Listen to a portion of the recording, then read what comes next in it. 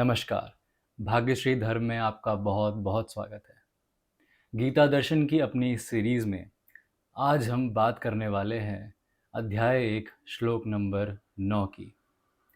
इससे पहले हमने श्लोक नंबर 8 में जाना था कि कैसे दुर्योधन बताते हैं द्रोणाचार्य को अपनी सेना के, अपनी आर्मी के महावीरों के बारे में, और ऐसे महावीरों के बारे में जिनका साहस उत्कृष्ट है और जिनके सामने पांडवों की सेना कहीं नहीं ठहरती, ऐसा समझते हैं दुर्योधन। उसके बाद वो श्लोक 9 में कहते हैं, अन्ये च बहवः शूरा मदर्थे त्यक्त जीवितः नाना शस्त्र प्रहरणाः सर्वे युद्ध विशारदः। श्लोक 9 में दुर्योधन और भी ज़्यादा एग्रेसिव हो जाते हैं। मतलब वो ये बताते हैं द्रोणाचार्य को कि जिनके बारे में मैंने कहा है, मतलब अश्वत्थामा, मतलब भीष्म पितामह, मतलब कर्ण, मतलब खुद द्रोणाचार्य, जिनके बारे में मैं अभी तक कह चुका हूँ वो तो है ही महाप्रतापी, लेकिन उनके साथ साथ कुछ और महावीर भी हैं जो जब चाहें मेरे लिए अपनी जान दे सकते हैं, मेरे लिए जान ले भी सकते हैं और मेरे लिए अपने प्राणों का त्याग कर भी सकते हैं। इतना प्रेम करते हैं वो मुझसे। वो आगे कहते हैं कि ये महावीर लड़ाई में बहुत ही ज़्यादा निपुण हैं, मतलब वो बहुत ही ज़्यादा अच्छे हैं लड़ने में और उनको बहुत तजुर्बा, मतलब एक्सपीरियंस है लड़ने का।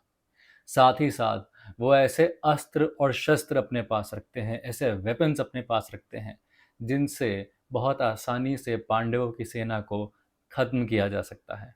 बेसिकली हम यहाँ पे ये देख रहे हैं कि कैसे दुर्योधन अभी भी बहुत ज़्यादा घमंड में है, और कुछ श्लोक पहले जब उन्होंने पांडव सेना देखी थी और उनका साहस थोड़ा कम हो गया था, उनका आत्मविश्वास थोड़ा कम हो गया था, वो अब फिर से बढ़ने लगा है, क्योंकि उन्होंने बातों ही बातों में पांडव सेना को बहुत ही कमतर बता दिया है, बहुत ही वीक बता दिया है।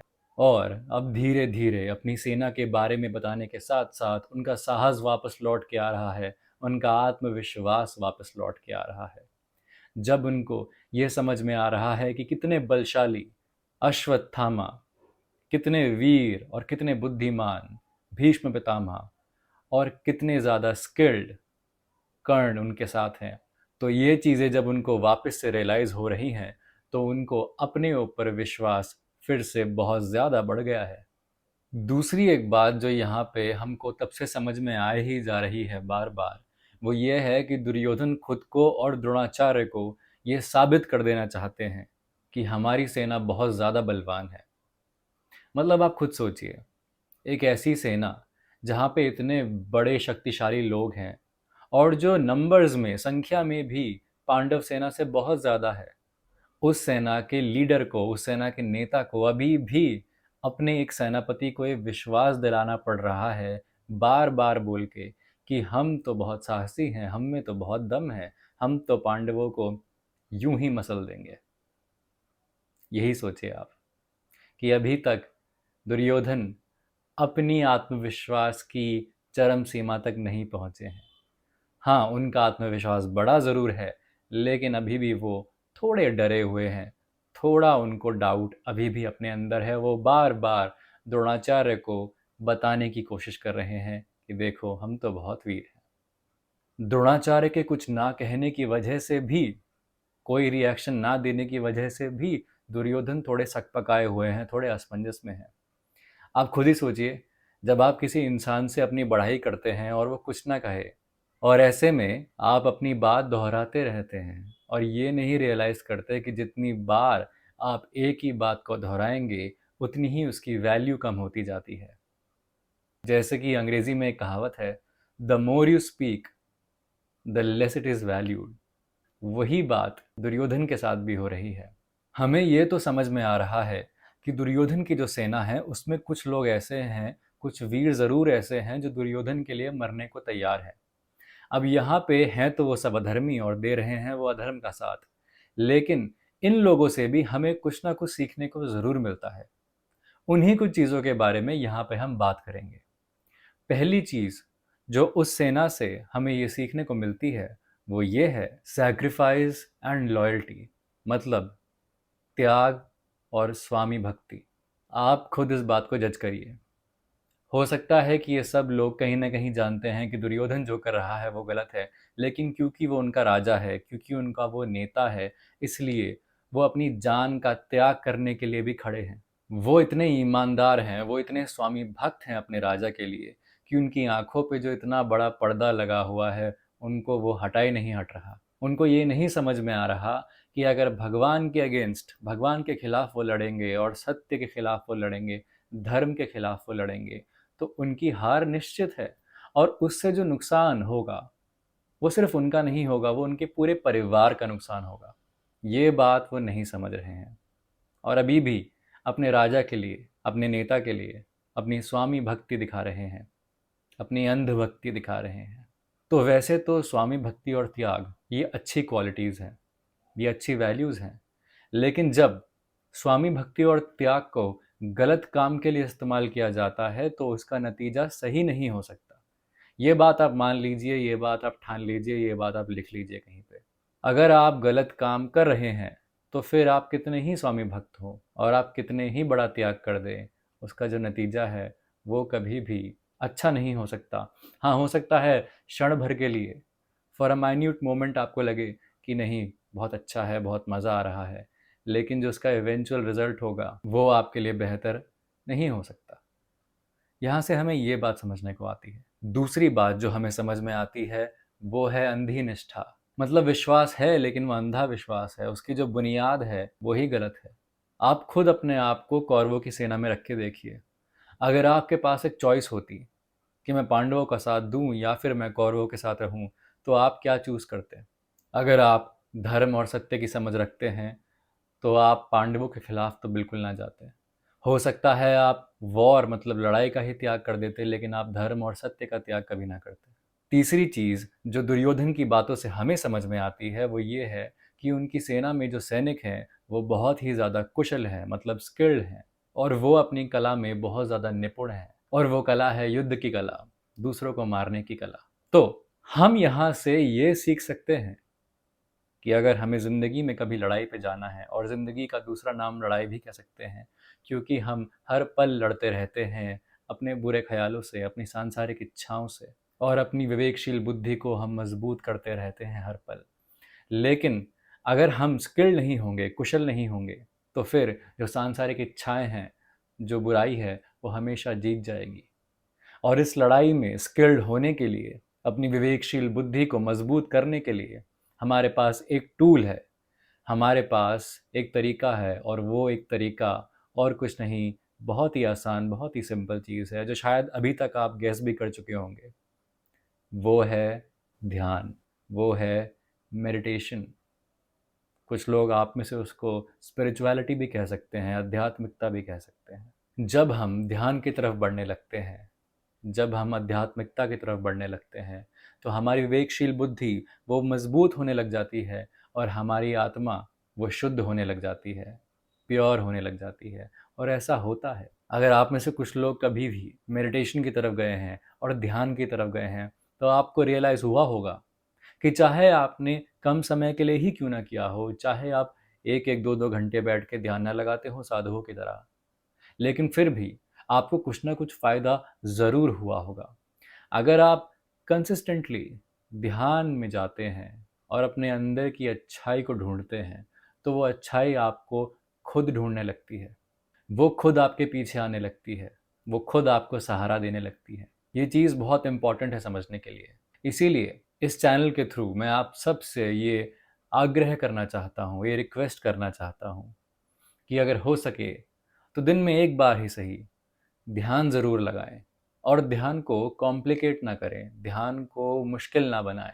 10 तरह की वीडियो ना देखने लग जाएं, 10 वेबसाइट्स पे जाके पढ़ने ना लग जाएं। ध्यान बहुत ही आसान चीज़ है। आप बस बैठिए, अपनी आंखें बंद कीजिए और कुछ भी सोचने के लिए अपने दिमाग को खुला छोड़ दीजिए। हाँ, ऐसा ज़रूर होता है कि जब हम पहली बार या शुरुआत में ध्यान करने बैठते हैं, उस समय हमारे दिमाग में अनगिनत चीज़ें आने लगती हैं, और ख़ासकर वो ख़्याल आने लगते हैं जो हमें परेशान कर रहे हैं, वो आते जाते हैं। और हम क्या करते हैं? हम उन ख्यालों से लड़ने लगते हैं, हम उन ख्यालों को दबाने लगते हैं और जितना हम दबाते हैं उतना ही वो और आते हैं, कोई नई शक्ल, कोई नया रूप लेके आते हैं। हमें इस चीज़ से पहले अपने आप को बचाना है और बचाने का सिर्फ एक तरीका है कि अपने दिमाग को खुला छोड़ दो। ध्यान की मुद्रा में जब बैठो तो इन ख्यालों से डरो मत, इन ख्यालों से घबराओ मत, इन ख्यालों को आने दो। ये आएंगे, क्षण भर के लिए अपनी ज़िंदगी जिएंगे और चले जाएंगे। जब तक आप इन्हें दबाते रहोगे तब तक ये ख्याल आपको खाते रहेंगे। इसीलिए जो ख्याल आ रहा है आने दो। ये आपका ही मन है, ये आपका ही दिमाग है। जो भी कुछ दिमाग में आता है आने दो और इसे एक्सेप्ट करो। उसे समझने की कोशिश मत करो, बस उसे आने दो, उसे महसूस करो और फिर उसको छोड़ दो। उस रस्सी को थामे जब तक रहेंगे तब तक वो दर्द देती रहेगी। जाने दो उस रस्सी को। और फिर एक समय ऐसा आएगा जब आपके मन में ख्याल आने अपने आप बंद हो जाएंगे। और जब वो समय आएगा उसी पल आपकी जो आत्मा है, आपका जो मन है, वो शून्य की तरफ बढ़ने लग जाएगा। जब वो शून्य की तरफ जाएगा उस समय आपको शांति मिलनी शुरू हो जाएगी। और जब आपको शांति मिलेगी तब आपको सुख भी मिलने लग जाएगा। और वो सुख कोई मटेरियल सुख नहीं होगा, कोई गोल अचीव करके मिलने वाला सुख नहीं होगा। वो सुख टेम्पररी नहीं होगा, वो सुख क्षण भर के लिए नहीं होगा। वो सुख आपका पूरा दिन आनंदमय बना देगा। तो वैसे तो हम बात कर रहे थे गीता के श्लोक की, लेकिन हम चले गए थे ध्यान और आध्यात्मिकता की तरफ। लेकिन ये दोनों चीज़ें गीता में आगे जाके हम बिल्कुल पढ़ेंगे और समझने की कोशिश करेंगे। अभी सिर्फ ये मान के चलिए कि ये थोड़ा सा ट्रेलर था, छोटा सा बस। और अगर आप अभी से ध्यान और आध्यात्मिकता की तरफ बढ़ने लग जाएंगे, अपने कदम चलाने लग जाएंगे, तो आगे जाके जब श्री कृष्ण हमें समझाने की कोशिश करेंगे तो फिर आप बहुत आसानी से उन्हें समझ पाएंगे, क्योंकि आप ऑलरेडी कंफर्टेबल हो चुके होंगे ध्यान और आध्यात्मिकता के साथ। तो दोस्तों, आंखें बंद कीजिए, ध्यान की तरफ अपना मन लगाइए। अगर आपको लगता है कि कोई एक चीज़ पे आप ध्यान लगाएं तो बाकी चीज़ें आप भूल जाते हैं, तो उसी पे ध्यान लगाइए। ओम पे ध्यान लगाइए, ओम की साउंड पे ध्यान लगाइए, आपको ज़रूर फ़ायदा होगा। एक और चीज़ के बारे में मैं बात करना चाहूँगा, जो कि ये है कि जब दुर्योधन कहते हैं कि हमारी सेना में तो और भी बहुत सारे बलशाली वीर हैं जो हमारे लिए जान देने के लिए तैयार खड़े हैं, तो वो बात करते हैं कुछ और सांसारिक इच्छाओं की, कुछ और नेगेटिव वैल्यूज़ की, जो कि हमें समझनी ज़रूरी है। वो सब सांसारिक इच्छाएं हैं काम, क्रोध, लोभ और मोह। काम से हम क्या समझते हैं? मतलब हमेशा एक ऐसी खोज में लगे रहना, सेटिस्फैक्शन की एक ऐसी खोज में लगे रहना जो कभी ख़त्म नहीं होती और उससे हमें सिर्फ कष्ट मिलता है। दूसरी तरफ हम बात करेंगे क्रोध की। क्रोध आता है अधूरी इच्छाओं से, और वो इच्छाएं अगर सांसारिक इच्छाएं हो, वो इच्छाएं ऐसी इच्छाएं हों जो कभी पूर्ण नहीं हो सकती, तो हमारा क्रोध हमेशा बढ़ता ही रहता है। तीसरी नकारात्मक वैल्यू जो हम समझते हैं वो है लोभ, मतलब लालच। मतलब अपनी सेल्फिशनेस के लिए काम करना, आउट ऑफ ड्यूटी काम ना करना, आउट ऑफ पर्सनल गेन काम करना, और ऐसा गेन जिससे किसी ना किसी का नुकसान हो रहा हो। ये वैल्यू भी हमें सांसारिक इच्छाओं से जोड़े रखती है, और जब तक हम सांसारिक इच्छाओं से बुरी तरह जकड़े जुड़े होते हैं तब तक शांति नहीं मिल सकती। चौथी चीज़ जो हम समझते हैं यहाँ पे वो है मोह, मतलब अटैचमेंट। मतलब ये तो मेरा है, ये तो मेरा दोस्त है, ये तो मेरे माता पिता हैं, ये तो मेरी वाइफ है, ये तो मेरे पति हैं। तो ये अटैचमेंट जो है वो होना लाजमी है। हम इंसान हैं, अगर हम ये कह दें कि हमें अपने माँ बाप से बिल्कुल भी अटैचमेंट नहीं है तो वो गलत है। और यही मैं आपको ये कहना चाहता हूँ, ये बताना चाहता हूँ कि ये जो वैल्यूज़ हैं ये पूरी तरह नष्ट नहीं हो सकती। नष्ट हो जाएंगी तो हम भगवान बन जाएंगे, मैंने पहले भी कहा था आपसे। ये वैल्यूज़ को हमें संभाल के रखना पड़ेगा। अगर हम इनको बढ़ने का रास्ता देंगे, इनको बढ़ने की विंडो देंगे, तो फिर ये आउट ऑफ कंट्रोल हो जाएंगे। तो अपनी विवेकशील बुद्धि से हमें इन वैल्यूज़ को बांध के रखना है। जब तक हम इन्हें बांध के रखेंगे तब तक ये हमारे अंदर बुराई नहीं पैदा कर सकते। और ये सच है, सारी दुनिया की बुराइयां हमारे ही अंदर हैं, और सारी दुनिया की अच्छाई अगर सोची जा सकती है तो हम उसके भी केपेबल हैं। तो बस अपनी विवेकशील बुद्धि को मजबूत बना के रखिए, ताकि ये जो सांसारिक इच्छाएं हैं ये हमें ना बांध के रखें, ये हमें ना कंट्रोल करके रखें, और हम इनसे आज़ाद हो जाएं। हम धर्म के रास्ते पे चलें, हम सत्य के रास्ते पे चलें। इसी बात के साथ मुझे एक और चीज़ याद आती है जो कही थी डॉक्टर जॉर्डन पीटरसन ने। उन्होंने शायद यही कहा था, लफ्ज़ तो मैं बिल्कुल सेम नहीं बोल सकता, लेकिन मोटी मोटी बात ये थी, that become a monster and then learn how to control it. अब अगर इसको हम लिटरल सेंस में लेंगे तो कोई सोचेगा कि अरे भाई, मुझे मॉन्स्टर बनना है, मुझे तो बड़ा महाप्रतापी महापापी बनना पड़ेगा पहले, फिर मैं उसे कंट्रोल करूँगा। ऐसा नहीं है।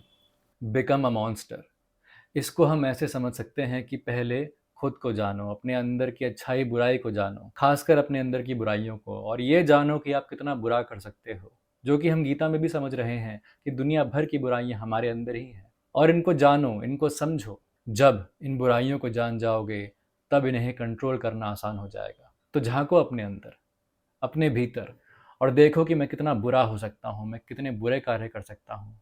और जब आपको ये रियलाइज़ हो जाए कि ये सारी बुराइयां मेरे अंदर ही हैं, तब आप समझ जाएंगे कि सारी अच्छाइयाँ भी आपके अंदर ही हैं, और ये आपका डिसीजन है कि आपको अच्छे या फिर बुरे इसके साथ रहना है। यही बात हमने गीता में सीखी, और देखिए आज तक दुनिया के इतने बड़े डॉक्टर जाने माने वो भी यही बात कह रहे हैं। गीता कितनी इम्पोर्टेंट है, इसके हिंट्स हमें रोज़ ही मिलते रहते हैं। तो दोस्तों, इन बातों के साथ हम ख़त्म करते हैं श्लोक नंबर 9 को। आशा करता हूँ कि हमने जिस तरह श्लोक नंबर 9 को समझाने की कोशिश करी और आपको इतनी सारी बातें बताई, कोई भी बात आपको अच्छी लगी हो या आपको उससे प्रेरणा मिली हो तो हमें कमेंट सेक्शन में ज़रूर बताइएगा। इसी नोट पे, इसी बात पे ख़त्म करते हैं श्लोक नंबर 9 को। आगे हम बात करेंगे श्लोक नंबर 10 की। ख्याल रखिए अपना, ध्यान रखिए, और गीता को अपने अंदर बदलाव लाने दीजिए। धन्यवाद।